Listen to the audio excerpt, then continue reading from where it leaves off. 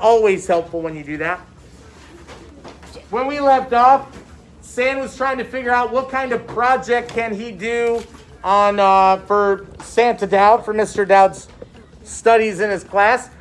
Who is San's study partner? Woody. Just so happened they're right next to each other. He gets to study with Woody. Like, San's pretty excited.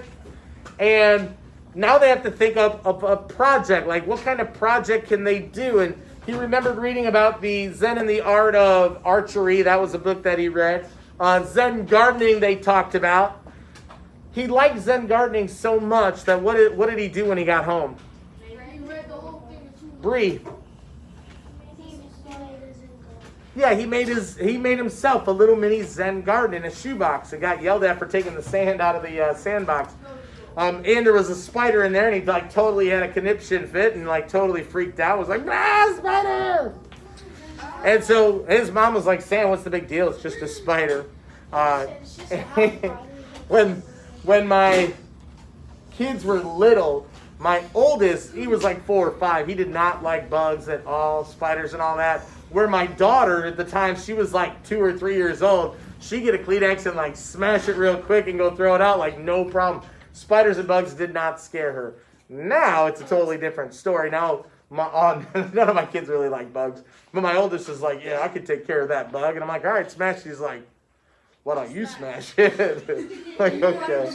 And I'll smash it. I'm like, all right, now pick that up and throw it out. He's like, why don't you pick that up and throw it out? But I'm not scared of bugs.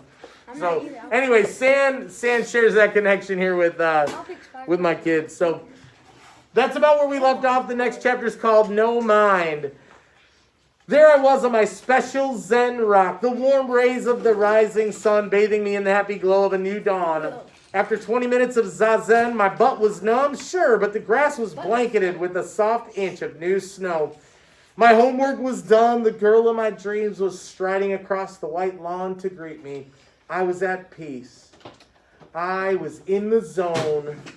I was Zen Master San. And then, thwack! I was cold with a huge thwack and a large thwump. An avalanche of snow fell from the overhanging branches of the big tree, covering me from head to bare toes. I almost jumped up and screamed, but I caught myself when I realized Woody was watching, her eyes wide. I smiled in false serenity as a chunk of snow ran down my back of my neck and woo into my shirt collar. Oh, San, Woody said, the tree is lighter now. Its branches have given up their burden. But your back and your feet, aren't you cold? She started dusting the snow off of me. This was good. What is cold?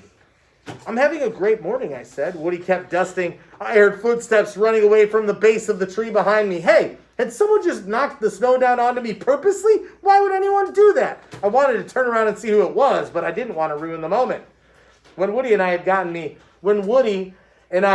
somewhat plowed off, I hopped down from my perch. Definite progress from the day before when I had been paralyzed after the first 10 minutes. As I landed lightly with the grace of a slightly damp jungle cat, Woody asked me, so did you have any breakthrough ideas for our next project last night? Not exactly.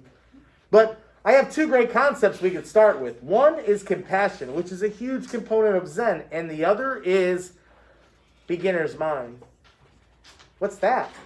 Well, basically, it means that experts sometimes defeat themselves by thinking too much. So those who study a Zen art practice the steps involved over and over again until they can do them without thinking at all. Oh, who are my Star Wars fans in the class? Anybody a Star Wars fan? Oh, man. I would be willing to bet that there's some probably Zen of the Jedi, right? Like the Jedi way. And the Padawans and Obi-Wan Kenobi and Luke Skywalker and Yoda. And like trying to do the right thing and be on the side of good. But also as Luke is like training to become this young Jedi, being able to like clear his mind and focus on the thing that he's got to do and like to be able to do it without even thinking. To me, that sounds a lot like the Jedi way. Just maybe. I could be wrong.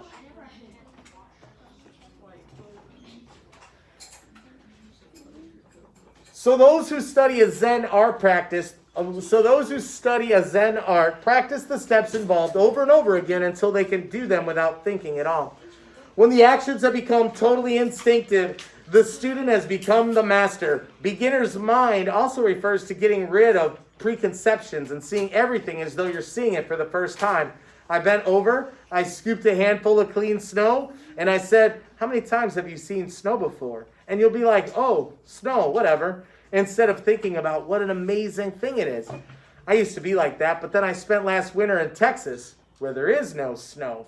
I put a little bit of the snow on my lip, and I stuck my tongue out to lick it off. We even forget that snow tastes good, as long as it's not yellow. Woody reached out and gently swooped her finger through the snow in my palm. It tickled. She stuck her finger in her mouth and grinned. "It is good. You're right, Sam." Ew. She bent down and got her own double handful. And then there's something else too. Look at the snow in my hand. Really, really closely. Closer. Closer. Our bodies were maybe a foot apart. Tops, and my face was so close to her hands that I could feel the cold radiating from the snow to the tip of my nose. I tried to focus my eyes on one individual flake. Woody's eyes were cast down at the snow as she was holding too, and she's looking intently at it, and then her eyes lifted to mine. Aww. And she held my gaze for what felt like a whole minute as electric waves shot through my body. Was Woody gonna kiss me? Right here? 3 days after I met her at 7:30 in the morning, 20 steps from the bus line? The corner of her eyes crinkled up in merriment, and she leaned even closer, and then she blew all the snow, sending a little shower up into my face. She laughed as I wiped my eyes on the scratchy plastic sleeve of my windbreaker, and then I laughed too. I grabbed a handful of snow and flung it at her. She ducked, but I got her hair a little. She made a snowball and flung it back at me. We wound up having a pretty fierce little mini snowball fight.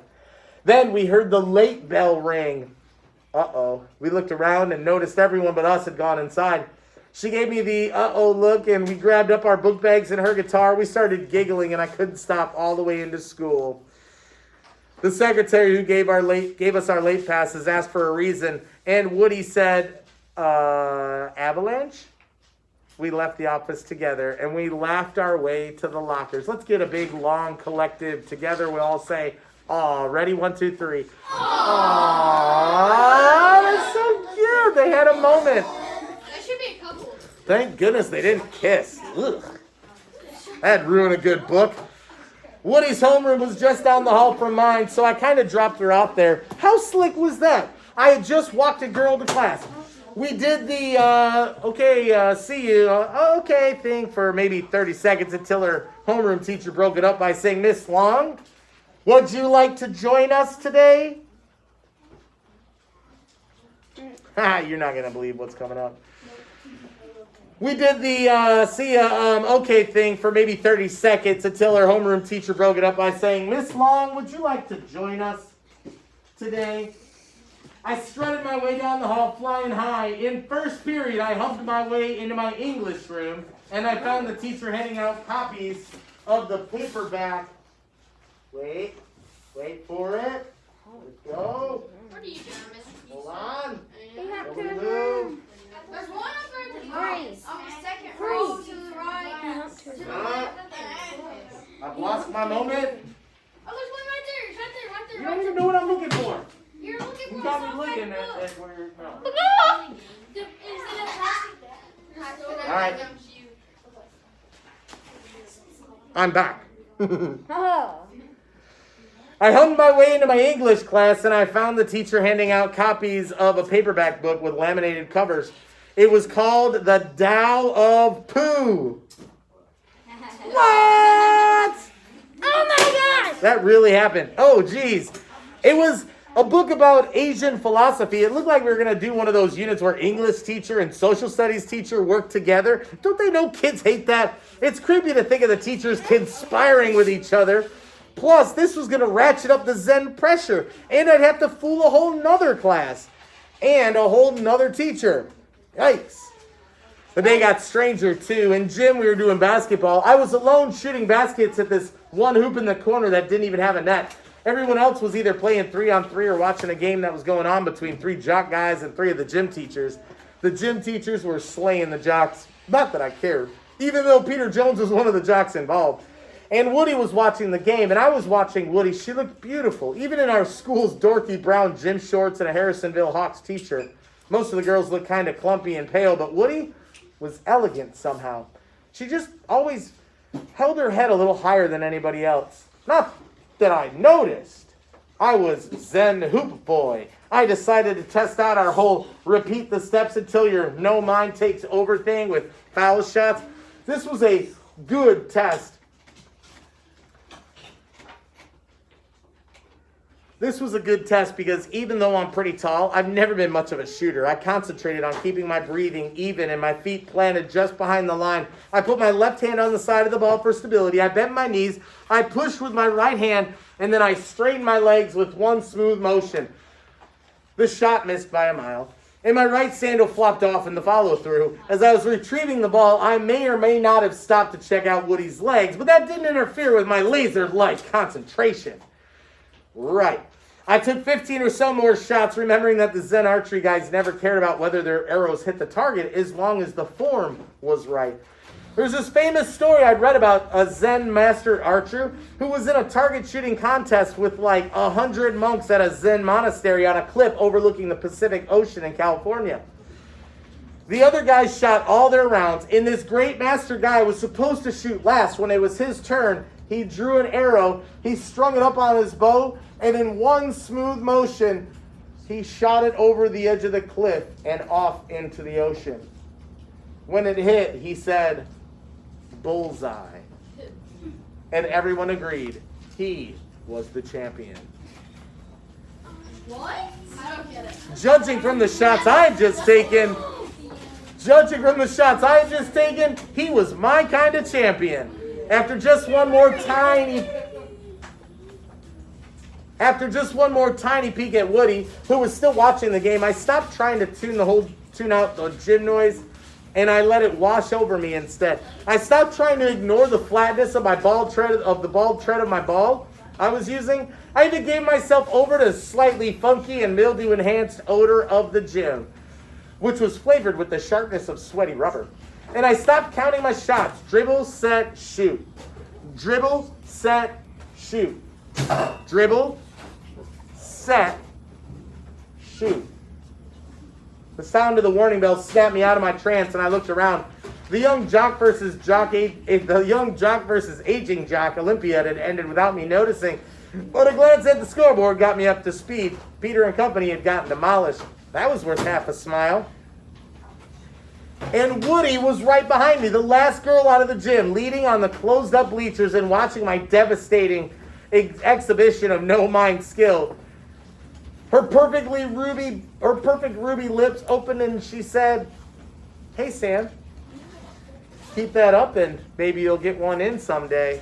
I looked at her in sudden abject despair. She smiled, strode over, grabbed the ball from me, and elbowed me aside.